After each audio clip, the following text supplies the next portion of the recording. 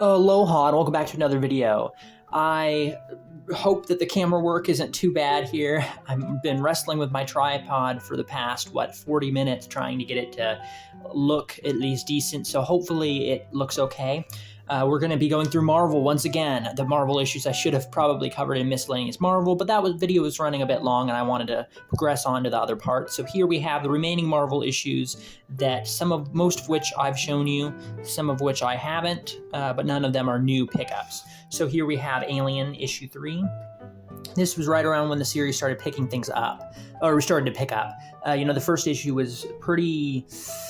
I'd say lackluster. It was okay for what it was. It introduced the new characters and things, but it didn't really hook me like it should have. The second issue, though, really kind of had more action than the first issue and started to progress things nicely, but there was still kind of something missing, and issue 3 has what was missing, and that was kind of the fun, how would you say, kind of the fun mayhem that the movies are known for, past maybe the first movie. The second movie, third movie, kind of the weird cheesy schlockiness that the later films emanate. And although those later films sure try to be serious, for me at least, they still have this, they're still rooted in the movie's original, or the series' original concept, which is, a giant alien on a ship, ripping people to shreds. You can't really do that too seriously. The series seems like it's always going to be rooted in the fact that it's taking plot ideas from much less sophisticated films. And even if it tries to be sophisticated, it's still taking inspiration from things that are, cheesy 50s B movies and such. So anyways, we have, and issue 3 was really when that kind of energy started to, be noticeable within the series, within the comic series here. Beta Ray Bill issue 3, I talked a lot about this series before. If you want to see more coverage of this, definitely click one of the cards I put in the top, or should put in the top right. But I really enjoyed the Beta Ray Bill series. I guess I still am enjoying it because I haven't read the last. I think I've read up to issue 4, haven't read issue 5, I know that. I think I read issue 4. But anyways, here he's repairing Stormbreaker, and the series focuses on Beta Ray Bill and the events that take place in between the whole Donald Blake plot line that we had in the main Thor series, what Beta Ray Bill was doing in between all of this, and what exactly Odin's being missing, how exactly that ties into everything. And Odin is kind of the connective tissue between this series and the main Thor series. So if you're interested in seeing why exactly he's gone and what exactly went down involving Odin, along with just wanting to know more about Beta Ray Bill, then this series is definitely for you. It's only 5 issues in total, which is great, and the art is fantastic. As you can see, it's done by Daniel Warren Johnson, I believe. I think so. It's done by the person that did Wonder Woman Dead Earth. If it's not Daniel Warren Johnson, I'll put something on screen here telling you guys who really did it. But anyways, great series, a lot of twists and turns, and the art is fantastic. So if you're interested, again, in learning more about kind of what exactly is going on with Odin in Donny Cates' Thor series, this will tell you some of that, but mostly you also get to learn more about Beta Ray Bill. So, it's a win-win. Here we have the 4-issue limited series of Iceman. I briefly showed the issues, but I don't think I had read it at that point. I've actually read this series now all the way through, and I'll tell you briefly what I think. But if you want to see a review of it, I definitely could go in depth, issue by issue, and tell you guys. But overall, this was a pretty good limited series. It wasn't fantastic. I'd say what is it? Hercules Prince of Power, Volume 2, the second series from 1984. I'd say that's better, but this was better than Balder the Brave, and maybe I think I read one other miniseries as well. This was the second best miniseries I've read so far of this timeline, from this era. And it features Iceman, as you can see, And he has to travel through different points in time to basically stop these creatures from, or these entities, however you want to say it, from causing destruction and ultimately trying to kill him. It starts off with him just kind of pursuing the possible threat, but it eventually diverges into a very surreal and otherworldly tale, focusing on what it means to be a hero. I don't want to spoil things. What it means to be a hero, and kind of, how would you put that? He's going to be unmade is the plot thread. He's going to be erased from existence if he can't stop this certain threat. And he originally, something about, what was it? Was he not supposed to ever exist? Something like that. And it's a really weird kind of plot involving, once it kind of diverges from the normal, good guy trying to save the bad guys from causing destruction. Once it, around issue 3 and issue 4, it really kind of progresses into something else entirely. Kind of, I don't want to say existential. It kind of is. And kind of diverges into what it means to exist, period. It's odd. It's hard to describe, but imagine a world where every person that exists is meant to exist, and every person that doesn't exist is meant to not exist, but is still a thing.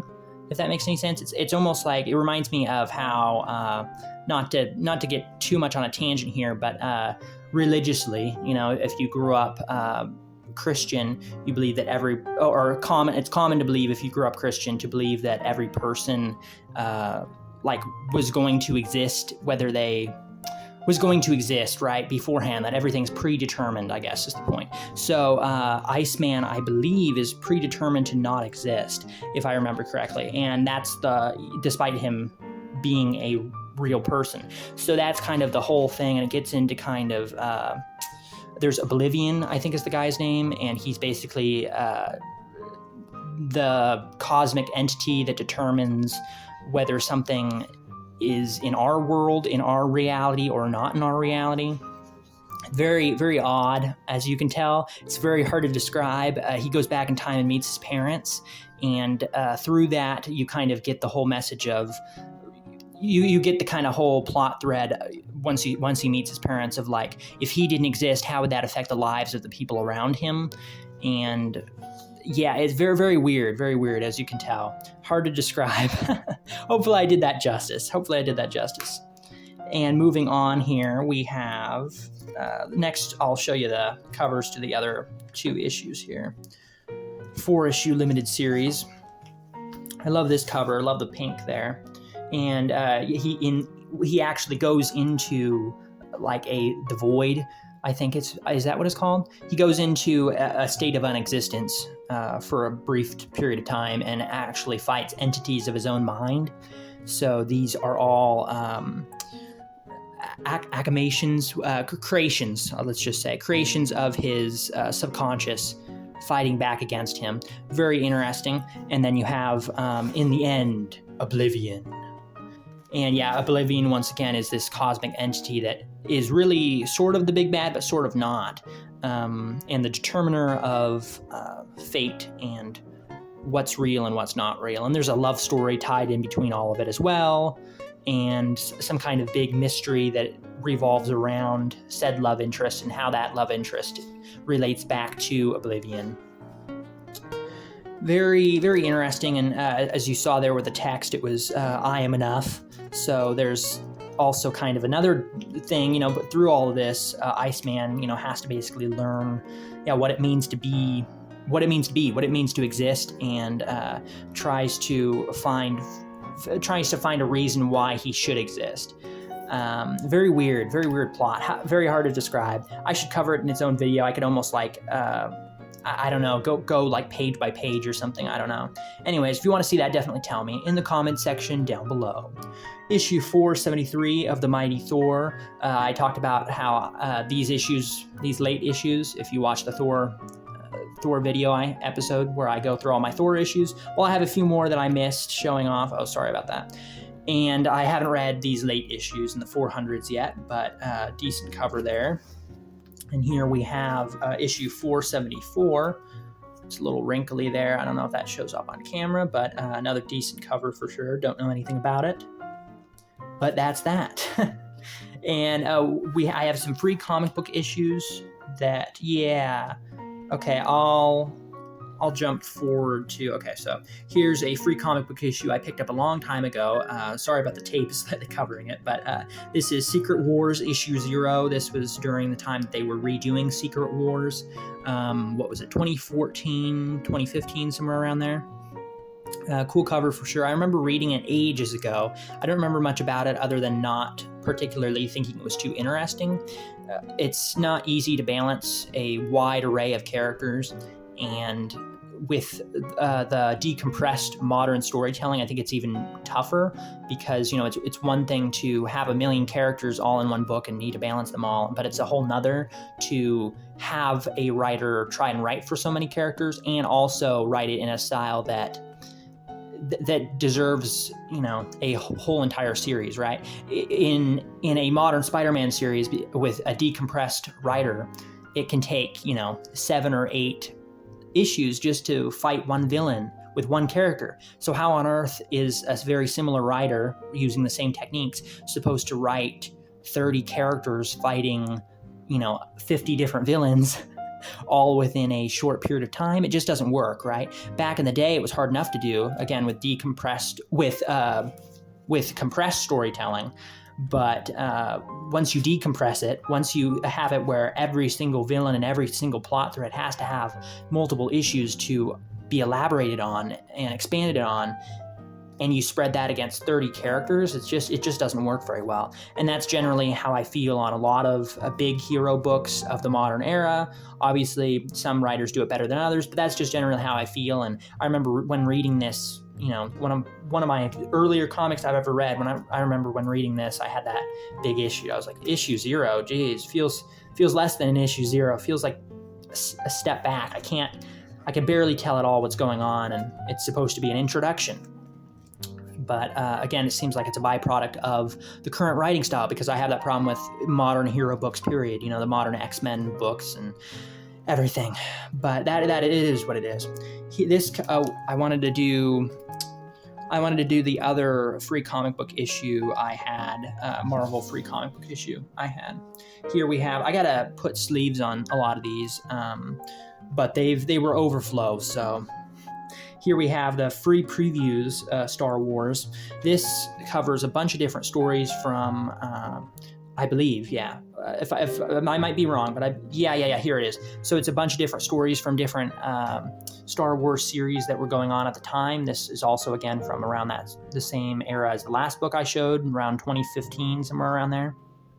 And it was okay for what it was. It did its job at being a preview to a bunch of different series, but if you want to track this down to try out these series, it doesn't really make sense why you would want to, right? Just go to Marvel Unlimited and look up these different series that you're seeing here being advertised and read it yourself through there and see what you like. But at the time, it did its job. The main problem with these kind of books previews is they're good for their time as kind of a brief snippet, but as one reading it as one singular experience, you're not going to get very much, right? You get 5 pages or whatever of each series, one of Lando, one about Darth Vader, one about the main Resistance cast with Luke Skywalker and such, and it's qualities all over the place, plots all over the place, but wanted to show it off just because this is what I have. This is my collection, so there you go. I put this in the back here. It doesn't particularly matter because I got to reorganize these. So now we're going to Daredevil here. Did I show this off? I think I showed this off at one point, but I'm not sure. This cover is so cool. I love that cover. Awesome. And minimalist, but very stylish. And I've read through this. It's sort of confusing because it's it's a prologue. Yeah. Okay, but it was still a bit confusing because it, it's just a random point in the Daredevil timeline, so it still references things that happened before. This is issue 319. But the art I thought was quite interesting and fits with kind of the dark tone. What is that tone exactly? Well, that tone is that the plot focuses around an evil cult and evil forces and dark magics and things that are going to be unleashed upon Hell's Kitchen, and Daredevil basically has to put a stop to it. And in between all this, we learn that Elektra is actually involved, which is cool. More Elektra is always good. Fun ad right there. Advertising, being able to meet Rob Liefeld and Jim Shooter in person, right? This came out right near the beginning of when Image was starting to take off, if I remember correctly. Yeah, 93, and from the ad, that was my guess, and yep, seems like that's the case. That's cool. And awesome shot there. I like the shadow work, and it's basically it's prologue, so it does exactly what you'd expect. Just opens you up. But the plot seems interesting so far. I think I've only read part of the next issue in this, but from the brief bit I know about the plot, it seems to be somewhat interesting. If you're interested in Daredevil, you find these for cheap like I did, why not? But it's still heavily rooted in the 90s, so if you don't like that style, you're not gonna like this. It's you don't have a lot to say on it really. If the plot sounds interesting, various forces trying to awaken dark, sinister magic and bring hellfire upon Hell's Kitchen, then definitely seek it out, especially with that cover, and if you find it for cheap like I did. But don't exactly know how well the overall arc is, because again, I've only read this and a bit of the next part, I believe, 320. But jumping forward, I bought another issue a while back that's in the same run, but it's towards the very end. It's the finale. Yeah, it's the finale. I don't have a lot to say on this because I haven't read it, but beyond the cool cover and it being a pretty big issue, looks like it's double-sized. Also, after you look at this art real quick and that cool advertisement, it has a poster that comes in it. So if you're interested, you can find this for cheap. Definitely hunt down 325 if you're a Daredevil fan, because there's a poster in here that's not going to be easy to show, but definitely makes the issue worth the cost if you can see that. It's hard to see. I think I've looked at it online, but haven't actually taken it out yet. But definitely cool, definitely adds value to the issue along with it being double-sized. So, right, if you're going to get something, get this issue just for the poster alone. Wanted to show that off here. And then we have more Daredevil. This I haven't read at all, but I'm excited to. Limited series, The Man Without Fear, which is a slogan, phrase that I've heard quite a bit ushered with Daredevil. So it kind of makes me wonder if another series has used the same terminology before, but not sure. Oh, here's issue 1. There you go. So here's issue 1, and they all came out around 90, I believe 94, somewhere around there. All in color on higher quality paper with kind of this cardstock that's textured and everything. And I found these for super cheap and haven't read it yet, but I have to imagine it'd be worth, I think I bought them for 50 cents each. So it has to be worth that. There's the back, doesn't show very much, but yeah, it's on higher quality paper. You got cardstock covers here. And the inking and everything, it looks like it's high quality, kind of a special release from the time. And since it's a limited series, it's only, is it 5 issues in total? Something like that. Then, seems like it's worth hunting down just for that alone, whether the quality is, great or not. As long as the quality isn't crap, I feel like that has to be worth it. The art style almost reminds me of Batman Year One. Batman Year One? Yeah, Batman Year One, with kind of the shading, or like the line work mostly. Somewhat the shading, but especially the line work. And it seems to just tell the story of the Punisher. Of the Punisher? What? No, it tells the story of Daredevil. Man, my brain today. His origins there, meeting up with Stick and learning, the ways of a Daredevil, learning how to fight getting involved with the hand. You saw before there that it showed his parents and everything, or his father, I should say, and his relationship with him, learning how to fight and using his fighting career to make some money, as you can see. Getting involved in stopping crimes early on. Very cool there. So that's issue 2. I love the cover there. Fantastic. I love Snow. Elektra, you gotta love her. And on the back there, once again, you got like one panel little, what would you say? I don't know, little story bits here. No pity, no mercy, only cold, clear purpose. And now that time has come to see what Matt Murdock is made of. The boy has failed. He is useless to us. So both of them are stick, it looks like. And then issue 4, what's on the back of issue 4? Too many police are on my payroll. Yeah, I don't know for sure who that is. But then we got issue 4 here, another cool cover. And we can see, of course, Kingpin is getting involved. And you got area in the beginning here where it talks about the series. Very cool. And you have flashbacks and things that are in basically Matt Murdock vision. Thought that was cool when I was flipping through these, and I just love the color work here. Definitely an interesting series to keep an eye out for. 1994, there you go. Well, this is from January 1994, so these would be from 93. But there you go. Very cool, very cool. Definitely keep an eye out for that. I got to pick up the remaining issues of the series. Again, I think it's like 5 issues, something like that, when I find them, but definitely want to read through that. And am I running out? Is that it? That's it. Okay, I'll keep this video short, or shorter than the other parts. Jeez. 21 minutes is not short, but you get the point. Stay tuned. We'll be right back, and after the break, you'll see that I'll go through stuff I haven't shown you yet that is quite special to me. I'll go through licensed properties, old licensed properties. We have Casper, Walt Disney comics, stuff from Golden Key, things of that nature. So definitely watch out. Popeye, watch out for all that. Thank you very much for watching, and I'll see you guys in the next one. Aloha.